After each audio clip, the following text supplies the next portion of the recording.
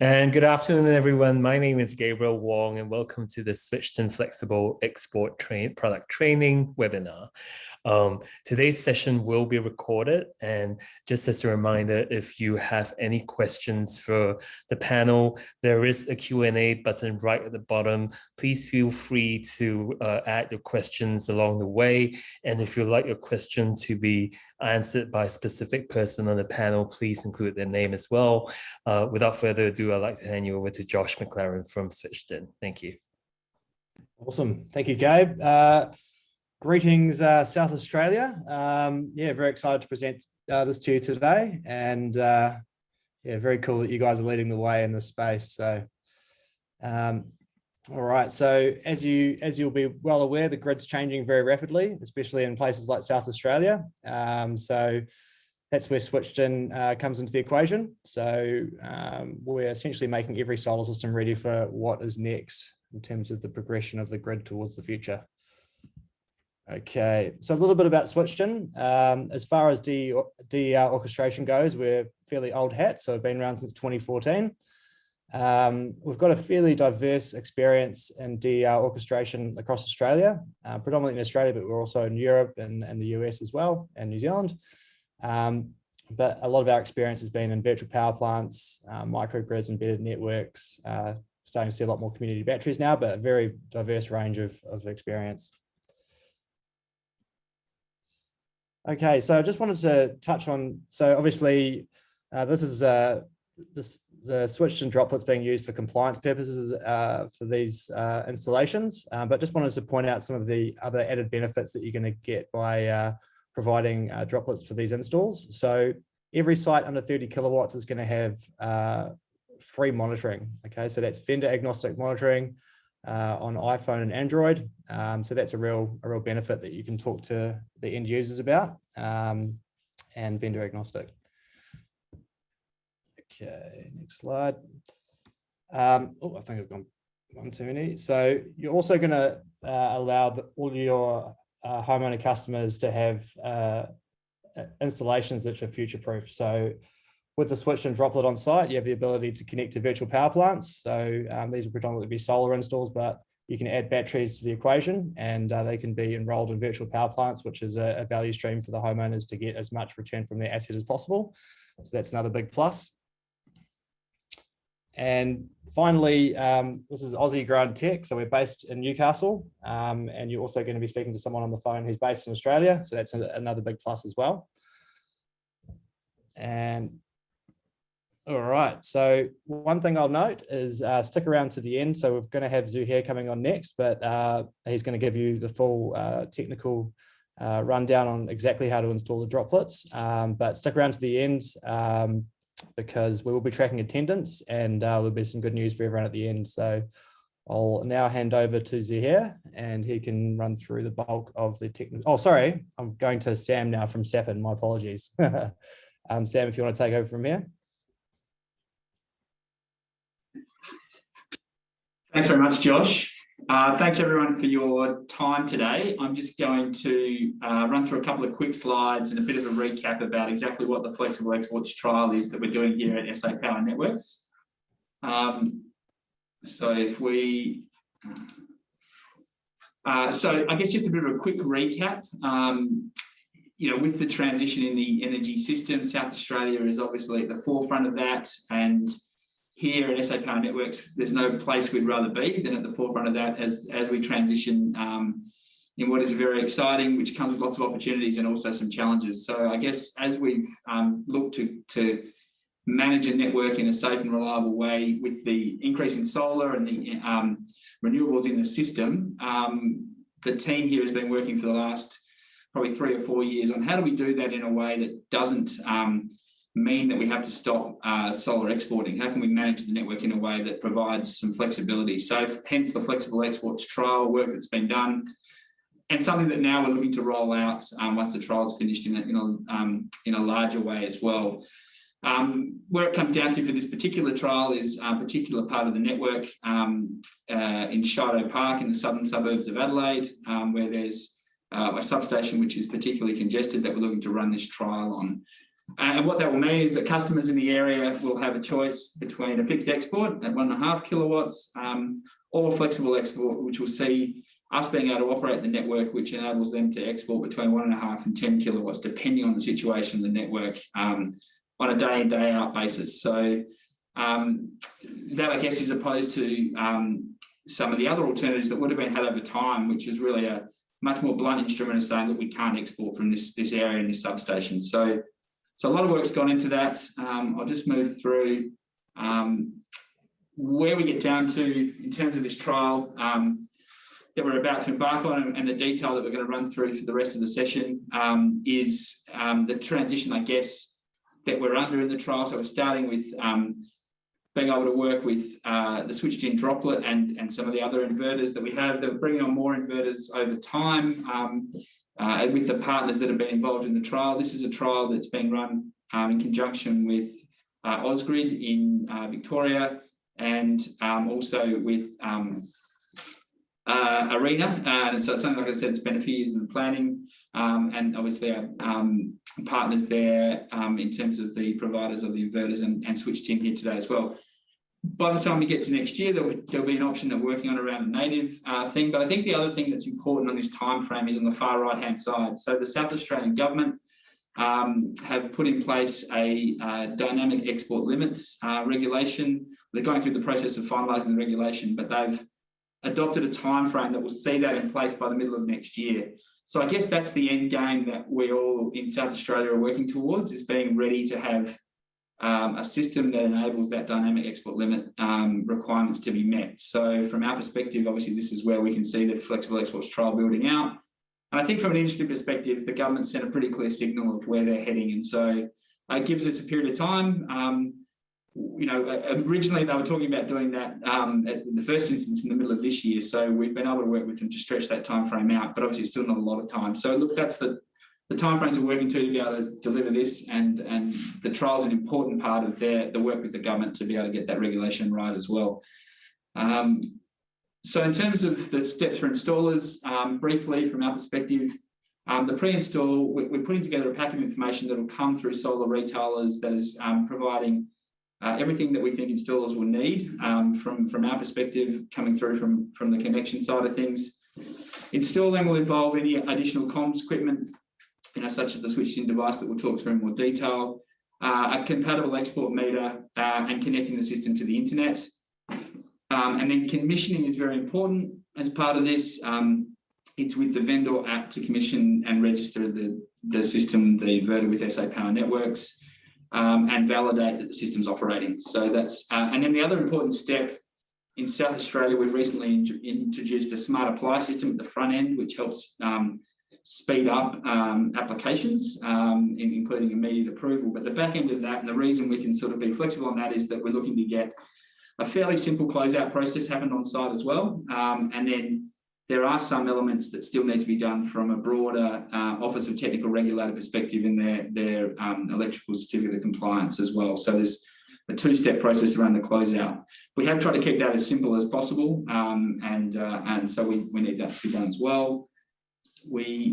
Just to wrap up, the resources, we've done quite a bit of work. We've had a couple of separate webinars around different elements of the process, that they're all there through that website link. And in terms of the support pack, that will be coming out through the solar retailers direct to installers, but it's also available on our website there. So the SA Power Networks has a sort of dedicated flexible exports area, and obviously we're working here with SwitchDin on some training, and as we move along, other OEMs will be involved in training on their particular technology as well. So I think that's us done. I'll hand over to Zaher to talk through some of the specifics. Thanks very much. Thanks, Sam. Thanks, Josh. Let me share my screen.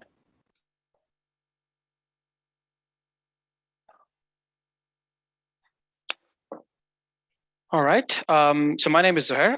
I'm the lead customer services engineer in SwitchDin. So I'll be talking through the Droplet installation and commissioning guide for the Flexible Exports program. Starting off with the Droplet basics. So we have a SwitchDin residential Droplet. It has a few features such as Wi-Fi, Ethernet capability, 4 USB ports, and we can make use of those ports to talk to the devices on the network. A basic overview. The Ethernet port on the Droplet is used for internet access, which is to give internet to the Droplet only. The 4 USB ports are configured as DHCP servers, so we can connect devices to the Droplet via this interface. There's a status indicator strip on the top. These are 5 LEDs that they flash at an interval of 1 second. And we have the power outlet over here. The packing list will include a Droplet, a power supply. The adapter is optional, depending upon how the actual purchase was done. One thing I should note here is that this Droplet, it should be installed in a safe place. It should not be in direct sunlight, and the area where it will get installed should be under 40 degrees ambient. Just to keep the hardware protected. Internet connection. The Droplet requires a 24/7 internet connection. It can be wireless, it can be wired. For that, it requires the SwitchDin installer app. I'll go to that point shortly. So yeah, it's both Wi-Fi or wired. A few basic notes for internet and network connection. The best place to install Droplet is next to the router. We always prefer Ethernet connection over Wi-Fi, just because we're not only doing real-time monitoring, but we're also doing real-time controls. So it just gives additional reliability. Also, if there is a Wi-Fi extender or a repeater on site, that sort of brings in an additional complexity to the Droplets configuration. The reason for that is the extenders, they tend to mask the MAC address of the device. In that case, we would need to have a wired connection between the Droplet and the inverter. But if there's no extender, it can go wireless between the Droplet and the inverter. Power supply comes with the Droplet. It's a regulated 5 volts, 2 amps. And yep, so the internet prerequisites. So we've recently updated this as well. So as soon as the Droplet gets internet access, it starts communicating with the platform immediately. So yep, so that's all there is for internet connectivity. So today we're going to discuss 2 devices, Fronius and Growatt. Let's talk about Fronius first. So just a quick checklist: inverter, power meter, Droplet, and we'll also need a Ethernet to USB converter to connect the inverter to the Droplet if we are doing a wide connection between the devices. The smart meter, when we're connecting or configuring the device, we would need to make sure we have the meter connected on the right side, which could be grid or load. This is in line with the load leg metering. So yeah, we would need to make sure of that. So there are documentations around this on how we can wire the devices up. So yeah, it's a prereq on the Droplet side. Another prerequisite for the Droplet is to enable Modbus TCP. That's the protocol the Droplet uses to communicate with the Fronius inverter. You can do that by accessing the Fronius's web server. So this is the landing page. If the user goes to Modbus settings and enable TCP, enter port 502, which is the default Modbus port, and then save the settings so that the inverter gets updated. Once that's done, we need to give Droplet the access to control the inverter. That's done in the DNO editor menu of the web server. Clicking on that will open up this page, and we need to deselect or unselect the IO4 pin, which is shown here. Once that's done, we need to save the settings, and on the same page, there is a controlling priority options. We need controlling wire Modbus to be priority 1, which is the droplet control to the inverter. Once that's done, hit save, and that's all done on the inverter's web server. Moving on to the physical connections. So for Fronius, we have 2 basic options. One of them is to connect the inverter to the droplet in a wired connection, which would need an Ethernet to USB converter. So from the Ethernet port on the inverter to the converter to the droplet's USB port, and the droplet can talk to the internet via a wired or Wi-Fi connection. Second option is to bring the router or the modem in between. So the inverter will talk to the network, to the internet, and the droplet will also be on the same network. This way, the devices will be able to see each other. One thing we need to make sure in this scenario is that the network and the subnet for both of these devices is the same. As I said earlier, if there is a extender or a repeater on site, we would need to either make use of the direct connection, which is option 1. So that would bypass the extender, and it would allow the droplet to discover the inverter on the network by its own MAC address rather than the extender's MAC address. So that's an important point for sites using this device. All right, moving forward to Growatt. The main difference between Growatt and Fronius is Growatt uses a different protocol. It uses Modbus RTU, which is a serial comms. So that includes an additional step. Also, we won't be able to talk to Growatt wirelessly. It will always be a wired connection between the inverter and the droplet, since it's a serial communication line.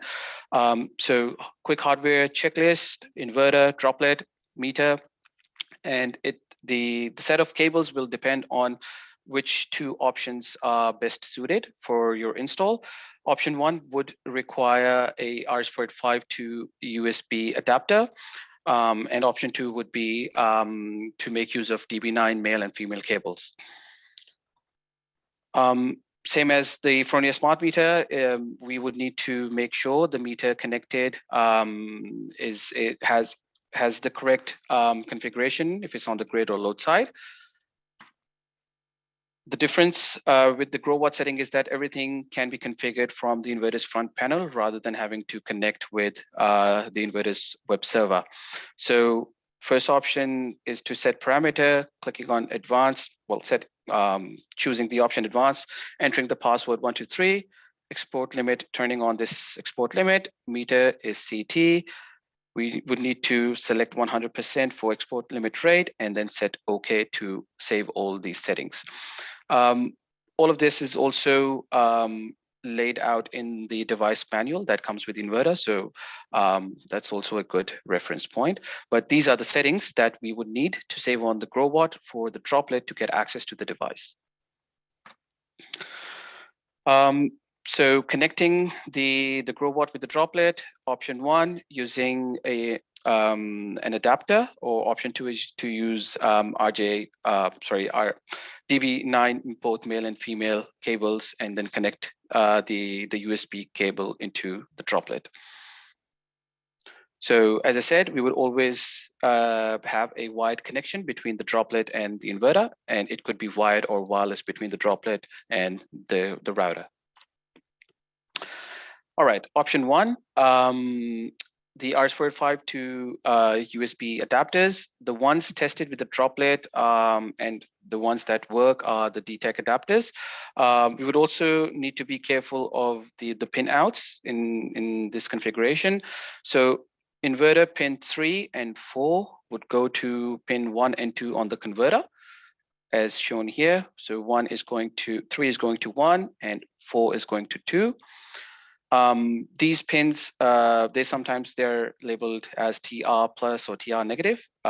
So this is something that would need to be in line for the droplet to actually see the device.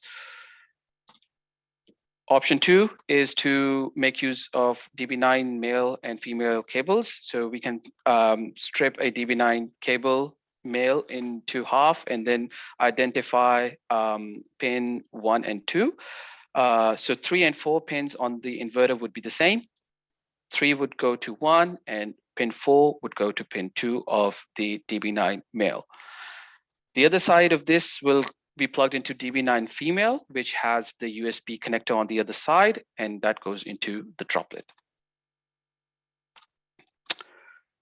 Once the devices are physically connected, we would then need to make use of SwitchDin Installer app to commission the unit and the site. So just a quick overview of what the LED indicators mean on the droplet. So we have 5 indicators. They sort of give an overview of what's happening with the Wi-Fi network, if the droplet is connected with internet or not, or if it has power, the actual droplet. So both of the apps are available on both app stores, Apple and Google, and we would need to make sure that we're using version 0.2.28 or above. So once you have the SwitchDin Installer app on your device, if it's your first time and if you don't have a SwitchDin account, it will first ask you to create one. Once an account is created, this would be the first window. So a user would need to scan the QR code on the droplet. This will take the user to the next page where they will need to create a portfolio and a unit. One thing I should note here is that portfolio represents a folder, whereas units, they represent each site. So each installer or each agent would need to have one portfolio. So the user would only need to create a portfolio during their first install, which is this step. Once a portfolio is created, the next step is to create a unit. I should also add another point. Once the first installation is done, and if there are more installations to come, that portfolio will come up in the list of portfolios for that user. All right, moving forward, creating a unit, entering the name and the address will then take the user to the next window, which would be to add the droplet to that unit or site. Once that's done, the app will ask the user how the droplet is connected to internet. If it's a wired connection, that is, if an Ethernet cable is plugged in, the user would just need to select the second option, connect via Ethernet, and the app will skip the Wi-Fi configuration parts. But if it's a Wi-Fi configured droplet, the user will need to select the first option. The app will ask the user to turn off the mobile data. Once that's done, it will connect the app with the droplet, and the user will see all the Wi-Fi networks the droplets can see on site. Adding the correct password for the Wi-Fi network, hitting connect will then connect the droplet via that Wi-Fi network. Once the droplet is online, the user will configure or add devices or inverters to the droplet. So on this window, clicking on the plus sign will open up 2 options. One is discovery, the other is manual. The discovery is the option where all the inverters and the parameters will get configured. Once that's clicked on, it will take the user to manage devices. And this is the window that will show all the devices that are available to get configured. I'll quickly go through meter configuration first. While configuring the meters, we need, or the user need to specify what meter role is on the site, so that the droplet knows where to put that meter in the configuration on the back end. So if it's on the grid side, then grid meter role. If it's on the load side, then load meter role. Once that's selected, clicking on this blue spanner icon and pressing yes will then configure the meter. Configuring Fronius, since it's using Modbus TCP, it will show up in this window here. If the Modbus settings are all configured on the inverter, port 502 is open, the user will be able to see this message saying it's discovered, and this blue spanner icon will configure the inverter. If the Modbus is not enabled, or if there is a comms issue, if the port is filtered, or if there's something wrong between the droplet and the inverter comms, the app will show the device as discovery failed, and it will also show a message saying that what could be the issue for this discovery failure. Growatt configuration would have an additional step since it uses a different protocol. Once the device is connected with the Droplets USB ports, you will see the adapter come up. It will show which adapter, which port has detected the serial adapter. Clicking on the plus sign will bring a list, and then the user can search for Growatt and would need to select the right model and click on the plus sign. Going back after clicking on the plus sign will show the user that that particular Growatt inverter is discovered. They can confirm this via the model number, serial number. And once it's discovered, after including the meter, if it's connected with the Growatt, then they'll be able to configure the inverter by the blue spanner icon. Once the inverters and power meters are configured, we need to make sure that we add another device. So this is for the load, leg, and consumption part metering. So going back to the same window and going into the manual section, the user would need to search for site aggregates. This is another device that will come up in the database. Clicking on the plus sign here would then add this device, and that would be it as far as the load, leg, consumption part metering is concerned. Once the devices are configured, the user will be able to select the program. So this runs off of the unit's address. So the user will need to make sure that the address is in South Australia so that this program comes up in the app. Selecting Flexible Exports Program SAPN will then open up this window. Hitting the start button and entering the correct NMI will then run the wizard in the back end. Once the wizard runs successfully, it will add a controller to the device, and clicking on OK button will take the user to the next window. This is where they will see if the device is connected and registered for flexible exports for that flexible exports program. So essentially, the user would need to confirm if they're seeing 2 green ticks at this window. Once that's done, click done here, and that's it. That was the last step of the commissioning process. This will automatically come up as the next window. This is to show what's happening on site. If the user is able to see data coming through in Now tab, this is the aggregated site picture. They will see the aggregated PV load grid. And clicking on the Stream tab will then give them device-specific measurements. So it's a good check to see if the devices are communicating on site or not. After that, they can add the end user to their site or unit. They can do that while going into the settings tab, clicking on users, and then inviting the end user via their email and selecting unit owner basic access level. This will send the user an email with a link. They'll be able to follow that link and create a SwitchDin account, and then they'll be able to see their site. So this was the end customer. This point here is to add SA Power Networks to the portfolios that will get created. So this would only be the first. This will only happen, the first time a portfolio is created. And the only difference here is that instead of going into settings within a unit, the user would need to go in settings within the portfolio, and then in going to the users tab and inviting SAPN, giving them portfolio manager analytics access level. Just a few troubleshooting steps regarding the droplet. So if the LED header indicates that there is no power, which is the first LED, a good starting check is to give a power cycle, confirm the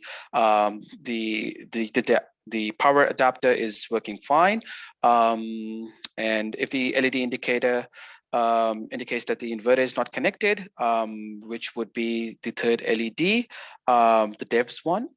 So that is a good check to confirm if the droplet to inverter comms is up. If the inverter has an IP from the network, if the droplet has an IP from the network. So just a basic few steps. In case if the droplet is not connecting to the network, we can always power cycle the droplet, power cycle the router, confirm if the router is assigning IP and leases to the devices on the network. We can do a quick check by plugging in a laptop via an Ethernet connection with the router, or confirming via a mobile device if the Wi-Fi on site is working or not. If the Wi-Fi network on site is changed, so there are two steps here. If the Wi-Fi password is changed and the Wi-Fi network is the same, that will require SwitchDin's assistance in deleting the old network, and then the user will be able to reconfigure the Wi-Fi network with the new password. The second scenario is if the whole of the Wi-Fi network is changed, that is not only the password, but also the Wi-Fi UUID is also changed. The droplet will go back to the hotspot mode in that case. So the users won't require SwitchDin's assistance. They will be able to configure the new Wi-Fi network using the SwitchDin installer app. So in case of a Fronius connection, if after configuration or commissioning, the user notices inverter ramping down, the first good check is to see if the NMI added is correct. They can always remove the device and then rerun the process, provided the connection between the inverter and the droplet is all good. So once a user goes through the troubleshooting steps, if the issue is still there, they can give us a quick call on our help desk number, or if they want to send everything in writing, then they can send us an email at support@switchdin.com. This will raise a ticket in our system, and our support engineers will be able to help them in timely manner. All right, that was it from my side. Over to you, Josh.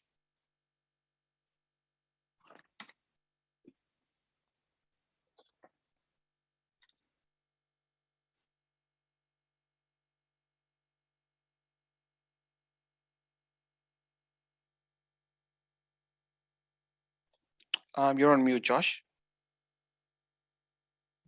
My apologies. So all the Sparkies out there, you're probably thinking, wow, I need to be a network engineer, but trust me, there will be a bit of a steep learning curve. We're here to support you throughout that learning curve. And once you've got it down pat, it'll just become a day-to-day thing, and it will become very easy. But we're here to support you during that learning curve. So yeah. All right.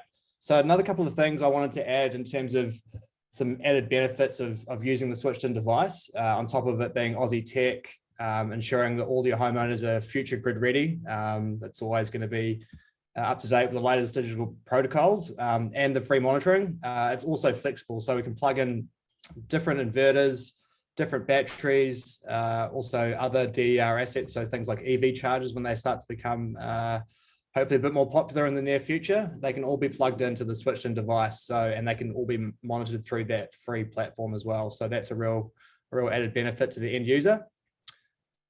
Next one. Oh, let me go back. Yeah, now onto training and resources. Okay. Oh, sorry, my apologies. Okay, last benefit is it'll allow you to be proactive as opposed to reactive, by you're going to be able to monitor all of the systems that you install with SwitchDin through your fleet platform, which will allow you to basically set alerts. So if there's any faults with any of the systems, you can be on the phone to the homeowner to let them know, hey, something's wrong. Don't worry, we're on top of it. as opposed to getting a call from irate homeowner after they get their power bill. So that's another benefit as well. Okay. So training and support resources. So great news. Essentially, at the end of this, we're going to send a link to you after the Q&A, and you are all officially going to be SwitchDin Accredited after attending this webinar. So congratulations. Now, ongoing support, we're 9 to 5, so that's 8:30 till 4:30 Adelaide time. So support's also available through email, as Zuhair mentioned. And if you do need support outside of hours, we're not averse to that. We just need some advance warning. So just let us know if you're going to need to receive some support outside of hours, and we'll be able to manage that for you. All right. And another thing as well, now that you're accredited, you actually get a priority phone number to access our support line. So that's another benefit of being accredited. So you'll get a link to finalize that accreditation shortly. All right. So as you know, for stage 1, Growatt and Fronius, you've just been trained on how to install the droplet. Another benefit as well that is that we've now got a 5-year warranty. So some of the folks who've been working with SwitchDin for a while know that we've had a 1-year warranty that's now 5 years. So that's really great news. Where to buy the product? So we've got 3 authorized distributors. Hopefully they should be fairly familiar to you. So Supply Partners, Solar Juice, and Trade Zone. And they've all got stock, and they're all expecting to hear from you to procure droplets to start these installs. So feel free to reach out to them when you need the stock. And I think we're on to Q&A now. Oh, let me go back a couple of slides. So Q&A. Gabe, do you want to list some of the questions and who they're directed to, and we can answer some of those questions? And if anyone's got any additional questions, please just pop them into the Q&A section and we'll try and get those answered for you. Yeah. We've had a couple of questions that were asked and they've been answered in the Q&A function. So if you've got any questions now, please drop them into the Q&A.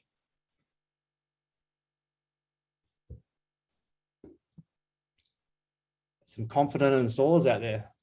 It's good to see.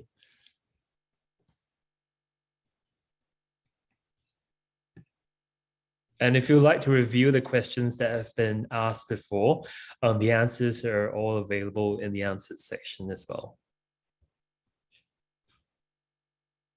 Excellent. Wonderful. So like I said before, this is probably going to be a fairly steep learning curve, but we're here to support you along with our OEM partners. So don't be shy. You're better off to ask lots of questions and not get stuck on site than to be more proactive in asking questions and getting trained up. So we've also got the Installer Academy, so you can go and do that at any time. So it's a self-paced e-learning platform. So you can sign on there. Any of your work colleagues who will be doing these installs as well, who weren't able to make it today, who want to get accredited, can go there. So that's another resource for training, and you can start and stop as you please. So you don't have to do it all in one fell swoop. It should take around about an hour, but it allows you could do 15 minutes at a time and stop and start again. So that's there and available, and there's links to resources and the user manual and things like that as well. So yeah, another question there, Gabe. Yeah. So there's a question from Bhavin Sutha. Does the Droplet provide load control functionality to improve solar self-consumption? So here we'd like to take that. Yep. So the Droplet, what the Droplet does is it uses the Modbus protocol to not only read but to also write to the inverters. Controlling load will be a byproduct of controlling the inverter. So what the Droplet is doing is it's strictly just writing to the registers in either RAM or ROM of the device. It can make use of different controller types, but essentially it's the inverter that is getting controlled by the Droplet. And we have a question from Mark Rogers. So what is the expected read-write life of the storage in the Droplet? The read, right? I'm assuming you're referring to the controls that the Droplet is doing in real time to or writing to the inverter on site. It's an inverter specific, I would say, question. The droplet pulls the inverter every second. The data that comes through gets aggregated over 10 seconds, and the unit, which I just presented on the front end, will show the data over 1 minute period of time. So the polling rate between the droplet and the inverter is literally just 1 second. And it depends on how much or what's the capability of the device in terms of getting, controls via the droplet.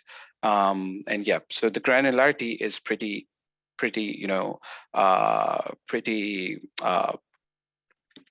low, I would say.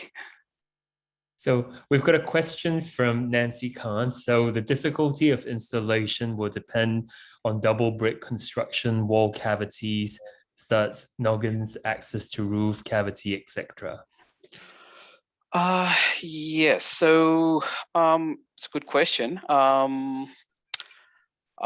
As long as the droplet gets good internet access and is able to, if it's on the network and is able to see the inverter, that's all what the droplet would need.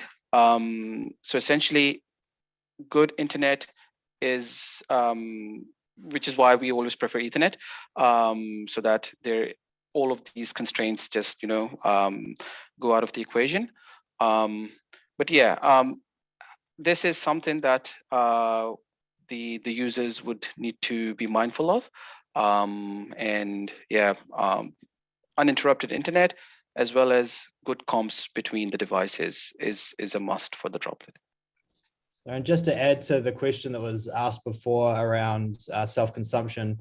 So now that everyone here is going to be accredited, if I've stayed to the end, and we'll provide the link shortly, you're going to be up to date with a lot of the developments that are happening. So we're constantly coming up with new functions and new capabilities. And when you're as part of, I suppose, the SwitchDin family, you'll be made aware of when those capabilities are coming online. So interoperability between things like batteries, inverters, even in the future, things like EV and hot water and stuff like that, you'll be made aware of those. So I suppose you'll be kept posted as to those developments.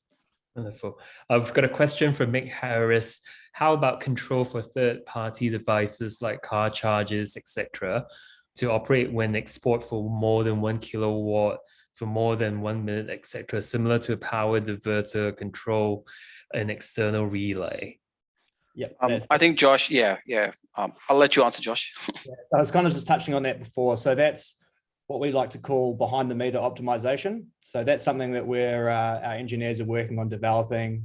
So that sort of added functionality. So I suppose you guys are going to get exposure to the droplet for compliance purposes, but to really think about this device as a node of visibility and control. And it's an edge computing device. So the sky's the limit. So we're developing some pretty exciting stuff as it relates to behind the meter. It's essentially a case of watch the space. So now that you're accredited, you'll be kept up to date with newsletters and different functions that are becoming available and coming online, as well as what different devices we're integrating with. So at the moment, we're predominantly focused around solar and batteries, but that will emerge to be other DER assets like EV chargers and things like that. So it's really a case of watch the space, and we're pretty excited to watch that space evolve ourselves. Next question from Nancy Khan. The portfolio that would get created on first SwitchDin installation would be in the name of the installer, or can be in the name of the solar retailer, so that no matter who installs the droplet, as the retailer, we have all systems on our records.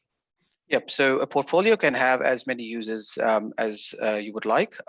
So as a retailer, you can invite all of the users who will actually be doing installations on site.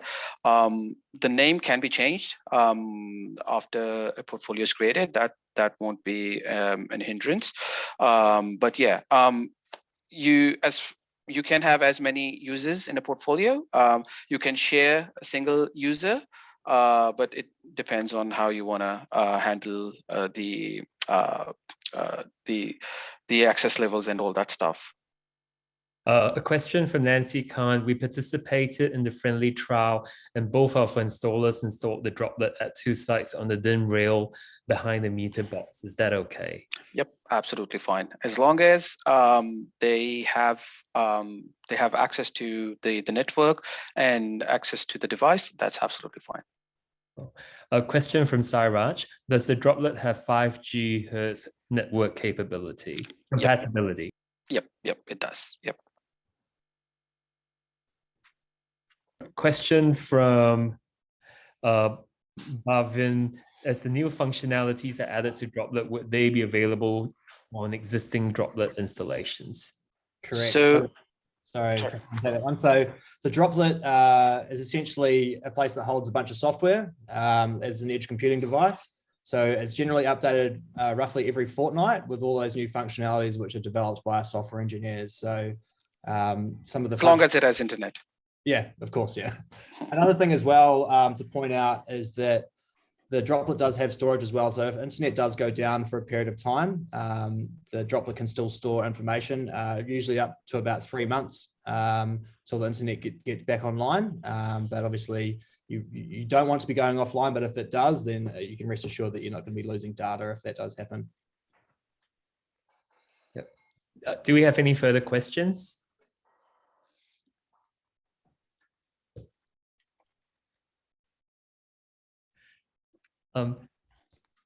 A question from Keith Murray. Is it really okay to install a low voltage device in the meter box, which is a high voltage area? Well, keeping in mind all the EMI related stuff, I would say not really. In this particular case, we can probably have the Droplet. If it's a Fronius installation, we can probably have the Droplet next to the router and then do a wireless connectivity with the inverter. But if it's a Growatt installation, then we would need to make sure that it's connected via the wired network connection and also is placed in a safe area. Question from Mark Rogers. If the Droplet goes offline, then the inverter would be restricted to 1.5 kilowatt export limit. Yep. So so we have an active fallback. So if the Droplet to inverter comms, if the Droplet goes offline, if the Droplet can't see the inverter, it will fall back to the initial value that the inverter has as a fallback safe mode for the inverter. So yeah, as long as the Droplet is online, it will keep on rewriting those values. But if it goes offline, it will revert back to the initial set point that was before the Droplet installation. A question from Ling, just on the point you have just mentioned that if the Droplet disconnects from the internet for a while, is that data accessible locally? Not at the moment. We will need to give internet access to the Droplet for the data to get published on the front end. Once the data is published, then they can extract as a CSV file from the front end, from the app, that is. But to answer the question, no, not with this current set of tools. A question from Ralph. What are the most known features of the SwitchDin app? Well, it's a pretty broad question. The main feature I would say would be the data granularity. You get to see the data getting updated every 10 seconds. You can go back in history and extract the data at 1 minute granularity. You could do live controls. You can set up alerts, which is also a good feature if you want to see what your device is doing. And I'm not sure if Josh wants to add. So what I'd add to that is essentially what SwitchDin do is we've got our platform's called Stormcloud, and Stormcloud essentially takes in a whole bunch of disparate DER assets and we translate all the different protocols so they're then onto our Stormcloud platform and they essentially look uniform.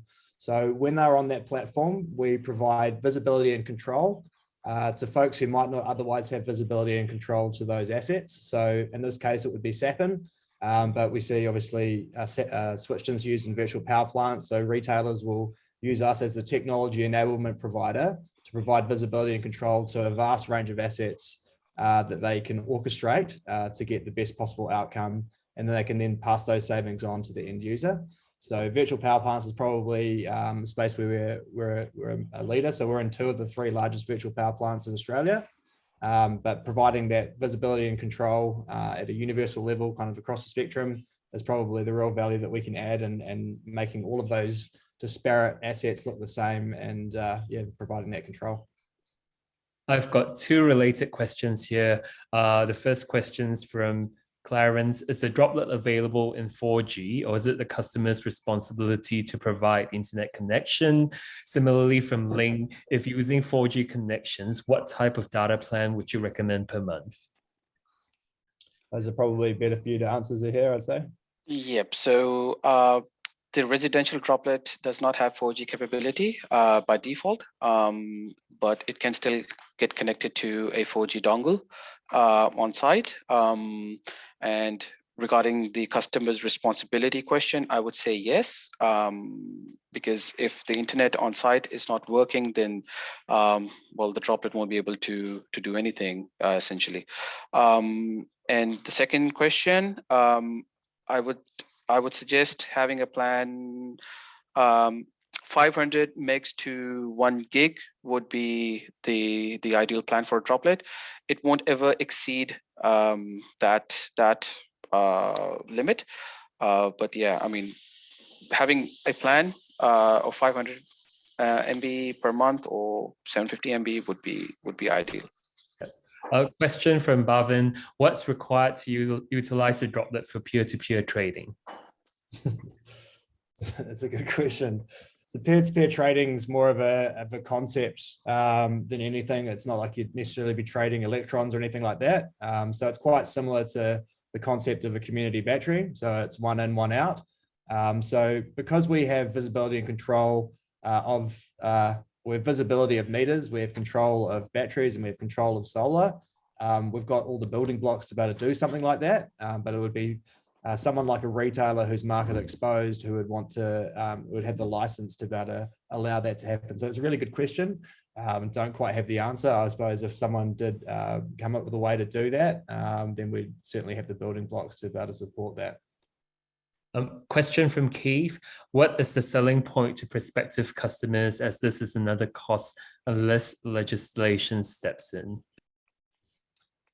So yeah, so there's a few factors. So essentially, you're not just installing the asset and see you later. That asset's always going to be up to date with the latest digital protocols. You're also going to have the ability for those homeowners to participate in virtual power plants. Essentially, this is a form of a virtual power plant itself, but it's curtailment. But essentially, with batteries and whatnot, you've got the ability to join a retailer's virtual power plant. That's definitely another benefit. Interoperability. So in the future, when things like EV chargers start to come online, and we start to develop some of those behind the meter optimization capabilities, we can essentially create rules-based optimization behind the meter. So, you know, if the solar is exporting, then send power to the battery. If the battery's full, then send power to the EV charger, and so forth and so on. So that space is really emerging, and you as the installer should really be excited about the ability. You've got one Droplet on site, and once you've got that Droplet on site, you've got the ability to go and upsell different assets onto that one platform. Once you've got the Droplet on there, you can fit multiple different assets on it. So it's an opportunity to, maybe if you're selling solar now, to go back and talk to those homeowners who you've got a positive relationship with, because the platform's allowed you to be proactive as opposed to reactive if there's been any faults with the system, and then maybe have a chat to them around tax time and say, hey, we can see that you'd really benefit from a battery here, and we can plug that straight into the Droplet, and then you can also then participate in virtual power plants and things like that. So it's really entirely up to the installer of how they want to capitalize on what the platform can provide from a sales perspective. And we're more than happy to provide some ideas of how we might approach it ourselves. So. Question from Nancy, most inverters would be installed outside. With Growatt's installation, would the droplet be waterproof, or do we need to make sure water doesn't reach the device? So the droplet is definitely not waterproof. So yeah, we would need to make sure that it's the water doesn't reach the device. Yep, that would. The next question's from Wen Kai. For multiple systems, 1 droplet per inverter. How about setting? So it's not necessarily 1 droplet per inverter. So it's 1 droplet per site. So, and when we think about per site, it's everything that is on that network. So if you think about the droplet, it's an edge computing device that shares the network with whatever devices share the network with the droplet, and we are integrated with it. We can control those devices. So you only need 1 droplet per site, unless you've got 2 separate networks on a site.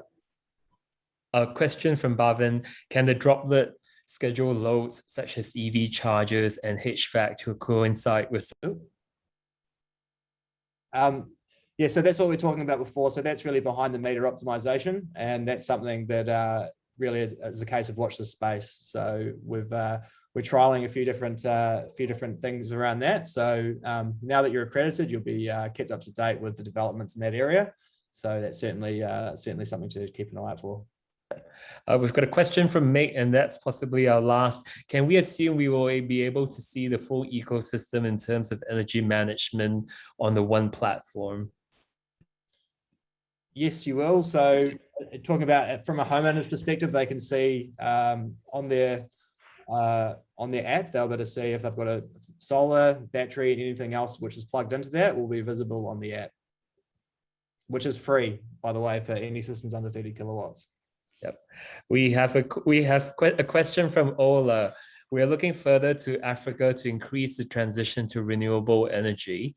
How will the integration appliances be packaged to usher in the prosumer and utilities participation harmoniously?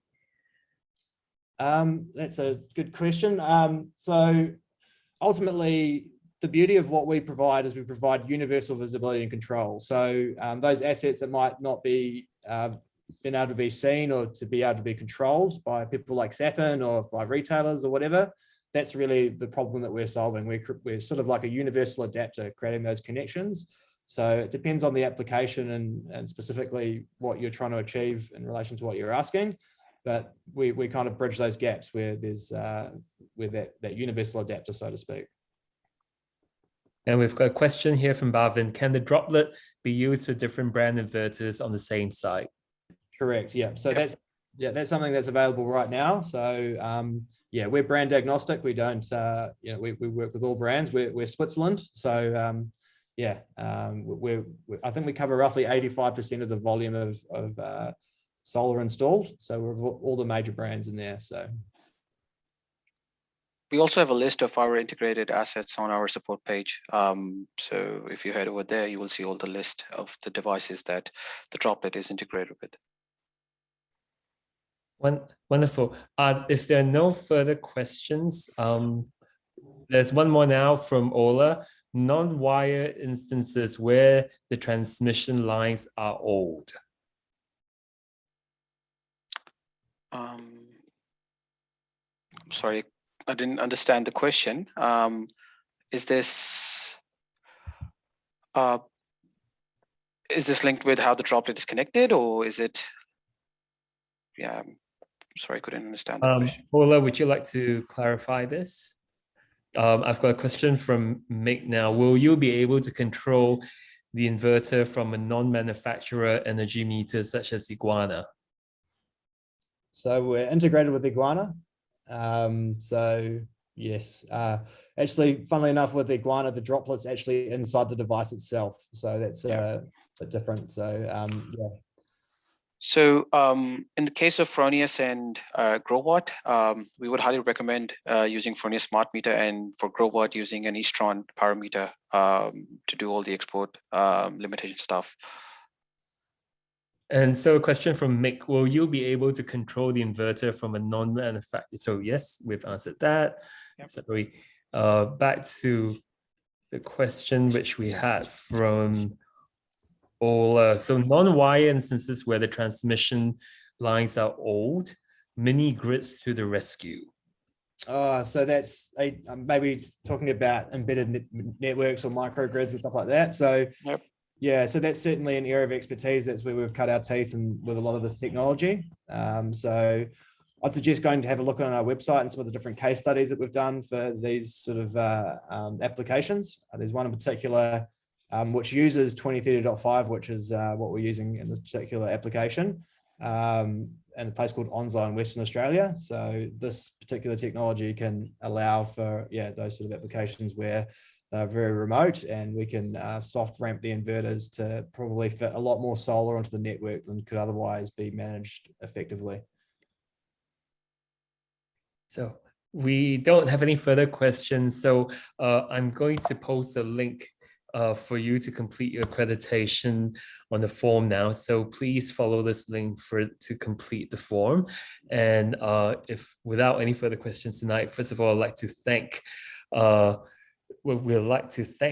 SA Power Networks for the opportunity to present to you and to the SwitchDin team to be in touch. If you have any questions, please visit the website. And before you end the session, please complete the accreditation form in the chat link. Thank you very much. Thank you, everyone. Thanks, everyone. Thanks, everyone. Welcome aboard. Cheers. Thank you.